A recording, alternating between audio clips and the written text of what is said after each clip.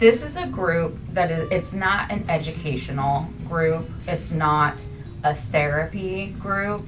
This group is really aimed at building community and providing a space for folks to share their personal, individual, unique story without interruption, without advice being given.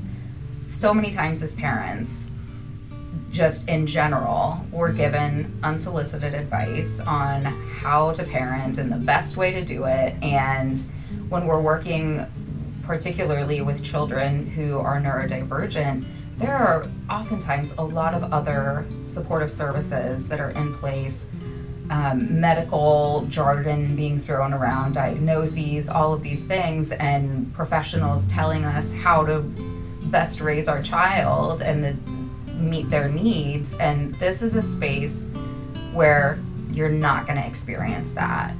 It is just for you to work through your own healing and share some things that are maybe really hard to share with other people in your life.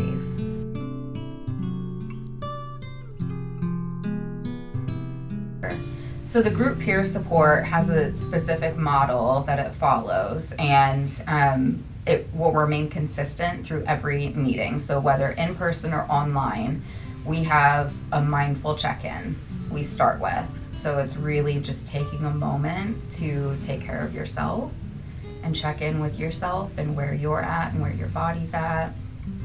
And then we move into sharing the group guidelines.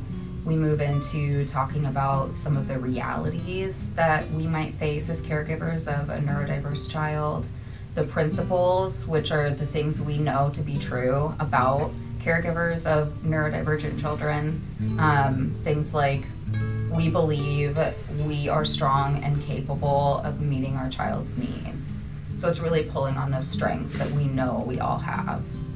And then everyone has a chance to do a check-in. So Susie and I will present a check-in question, and everyone has an opportunity to either share or pass.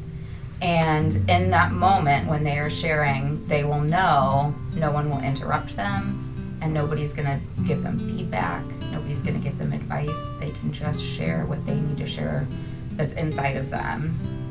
And then after everyone has shared, Susie and I will weave it all together. We find that common thread, we tie it all up, and we do another mindfulness practice, a grounding exercise to just bring everyone back into their body and bring them back into the space, because we'll often be sharing some things that are really, really hard or really scary to share, or we're being really vulnerable. And we want to make sure people feel safe in their bodies.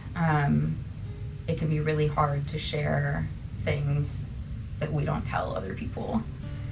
So we bring it all together with a grounding, and then we close. And that will be the structure for every session. It's going to remain the same. So that's what people can expect when they come in.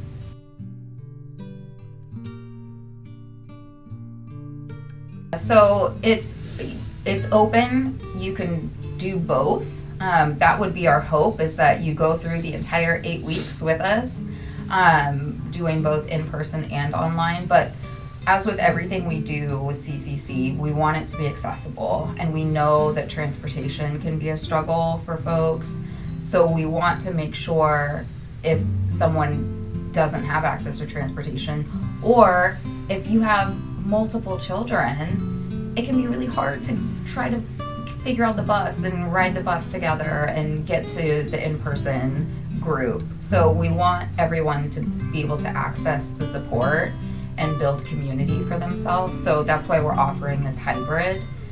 In person, we will have childcare, and we have a really wonderful group of volunteers, professionals, and KU students who really specialize in working with children with neurodiversity. So when you're in person, you'll know your children are being well cared for, so that you can take a moment for just you to take care of you.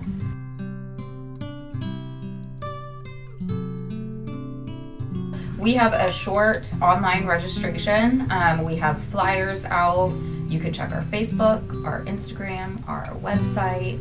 I actually was just meeting with a family yesterday and brought it up, and she was like, oh, I've already heard about this. So I know the word is getting out. We're really trying to keep this as low barrier as possible and as easily accessible as possible. So we'll have childcare for the in-person groups, and there's no diagnosis that's required. We also know that it can be a long process to get a diagnosis, and you know your child best. So this group is open if your child has needs that are higher than that of what might be a neurotypical child.